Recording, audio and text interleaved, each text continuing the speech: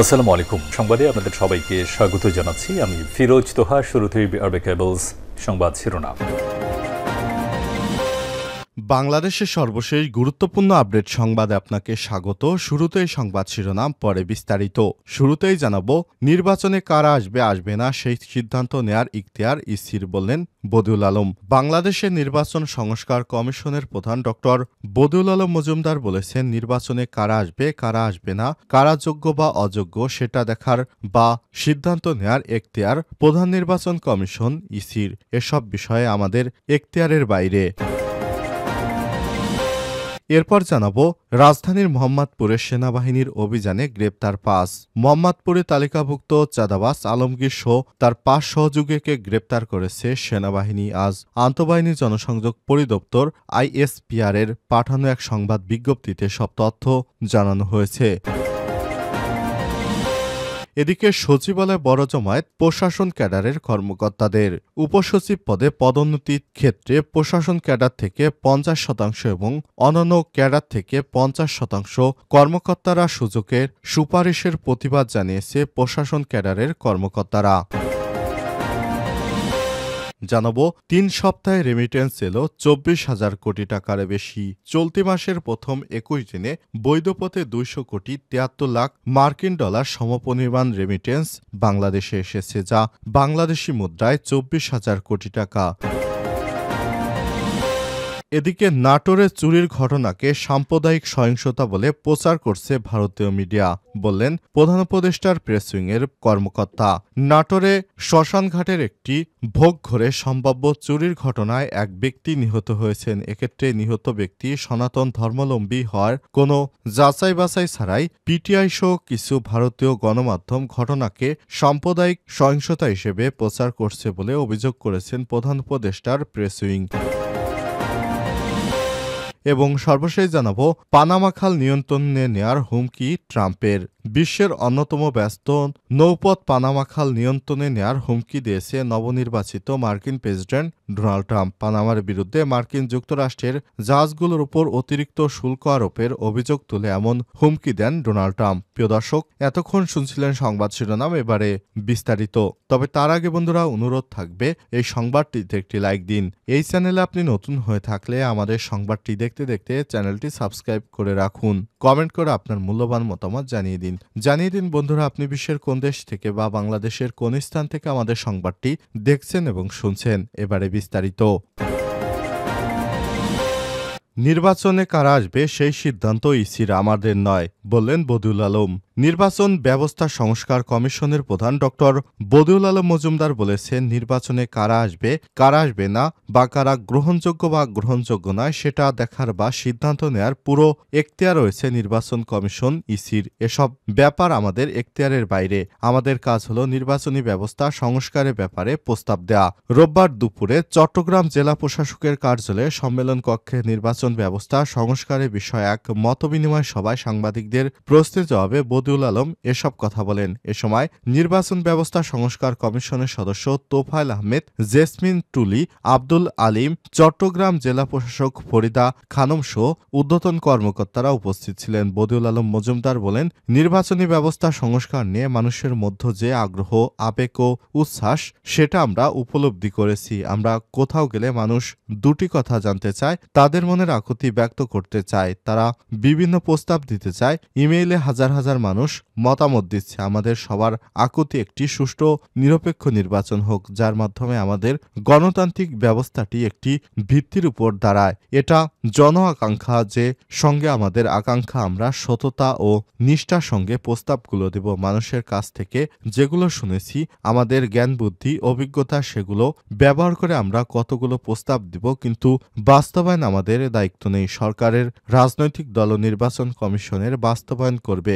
নাগরিক হিসেবে আমাদের সবার দেখার ভূমিকা থাকবে।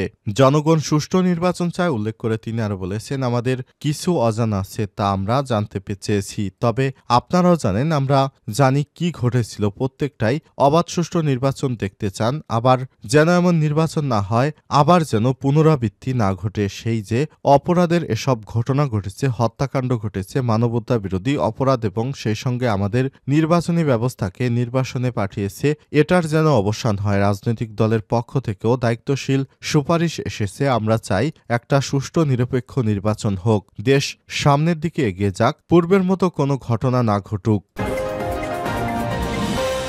রাজধানীর মোহাম্মদপুরে সেনাবাহিনীর অভিযানে গ্রেপ্তার ৫। মোহাম্মদপুরের তালিকাভুক্ত চাঁদাবাজ আলমগীর সহ তার ৫ সহযোগী সহ গ্রেপ্তার করেছে সেনাবাহিনী। রোববার আন্তঃবাহিনী জনসংযোগ পরিদপ্তর আইএসপিআর এর এক বিজ্ঞপ্তিতে বিষয়টি জানানো হয়েছে। আইএসপিআর জানায়, গত ২১শে ডিসেম্বর রাতে মোহাম্মদপুরের নবোদয় হাউজিং এলাকায় অভিযান পরিচালনা করে তালিকাভুক্ত চাঁদাবাজ আলমগীর সহ তার ৫ সহযোগীকে গ্রেপ্তার করা হয়েছে। এ সময় ধারালো অস্ত্র উদ্ধার করা হয়। গ্রেপ্তারকৃতদের মোহাম্মদপুর থানা পুলিশের কাছে হস্তান্তর করা হয়েছে এবং তাদের বিরুদ্ধে আইনগত ব্যবস্থা নেওয়া হচ্ছে। যেসব অপরাধীরা দীর্ঘদিন ধরে গা ঢাকা দিয়েছিলেন কিন্তু বর্তমানে সুযোগ পেয়ে যারা অপরাধের সঙ্গে যুক্ত হয়েছেন তাদেরকে গ্রেপ্তার করে আইনের আওতায় আনা হবে বলেও জানিয়েছে আন্তঃবাহিনী জনসংযোগ পরিদপ্তর আইএসপিআর। তারা জানিয়েছে, বাংলাদেশে যে অপরাধী অপরাধ করুক না কেন সবাইকে অবশ্যই আইনের আওতায় আনা হবে, কারণ যারা দেশের জনগণ এবং দেশের মানুষের বিপক্ষে যাবে এবং মানুষকে ক্ষতি করার চেষ্টা করবে তাদেরকে অবশ্যই আইনের আওতায় আনতে হবে। সচিবালয়ে বড় জমায়েত প্রশাসন ক্যাডারের কর্মকর্তাদের।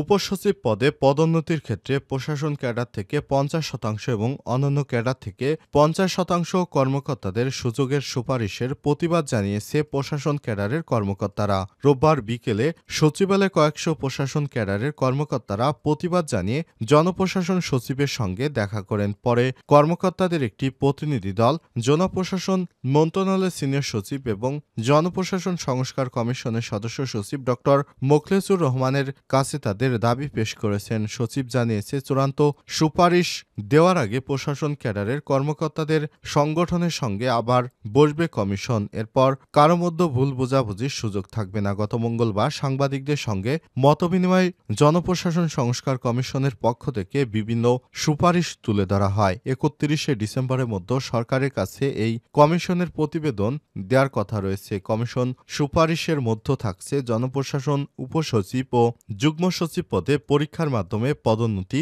উপসচিব পদে পদোন্নতির ক্ষেত্রে প্রশাসন ক্যাডারের কর্মকর্তাদের ৫০% এবং অন্য ক্যাডারের জন্য ৫০% বরাদ্দ করা এবং শিক্ষা ও স্বাস্থ্যকে ক্যাডারে অন্তর্ভুক্ত না রেখে আলাদা রাখা। কমিশনের সুপারিশের বিষয়গুলো সামনে আসার পরই এ ব্যাপারে প্রশাসন, শিক্ষা ও স্বাস্থ্য ক্যাডারের পক্ষ থেকে প্রতিবাদ জানানো হয়। প্রশাসন ক্যাডারের উপসচিব থেকে সচিব পর্যন্ত সব পদে প্রশাসন ক্যাডার কর্মকর্তাদের পদায়ন চায়। অন্যদিকে শিক্ষা ও স্বাস্থ্য ক্যাডারের কর্মকর্তারা তাদের ক্যাডারে অন্তর্ভুক্ত না রাখার সুপারিশের বিপক্ষে, মানে তারা ক্যাডারেই থাকতে চান। এর মধ্যে ২৫টি ক্যাডার নিয়ে গঠিত আন্তঃক্যাডার বৈষম্য নিরসন পরিষদ শনিবার রাজধানীর সেগুনবাগিচা একটি সভা করে সভায় পরিষদের সঙ্গে পরিষদভুক্ত ২৫টি ক্যাডারের পৃথক সংগঠনের নেতাদের মতবিনিময় হয়। সভা শেষে প্রতিটি মন্ত্রণালয় সংশ্লিষ্ট ক্যাডারের কর্মকর্তাদের দিয়ে পরিচালনা এবং কোটামুক্ত উপসচিব পুলের দাবিতে কর্মবিরতি সহ আন্দোলন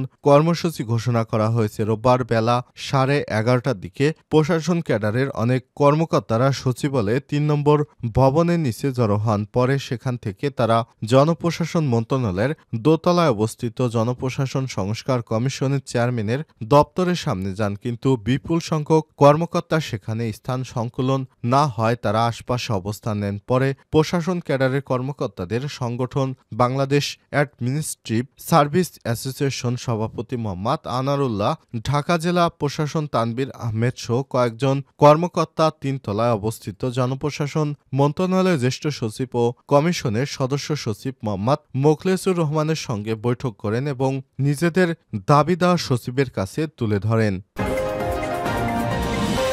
৩ সপ্তাহে রেমিটেন্স এলো ২৪,০০০ কোটি টাকার বেশি।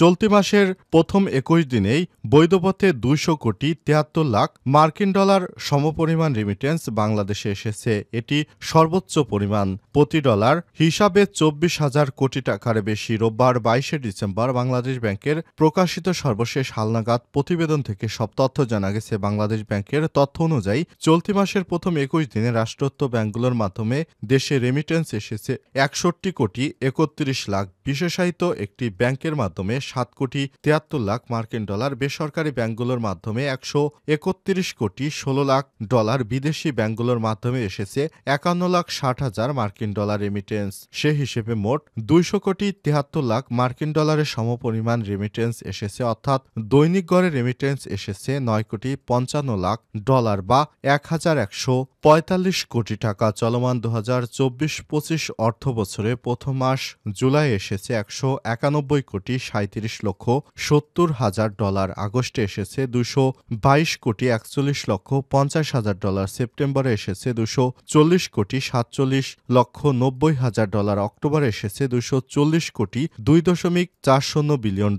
নভেম্বরে এসেছে $2.20 বিলিয়ন। এভাবেই পর্যায়ক্রমে বিদেশি টাকা বাড়ছে, যা বাংলাদেশের রিজার্ভের ক্ষেত্রে ইতিবাচক বলে মনে করছেন অর্থনীতিবিদেরা।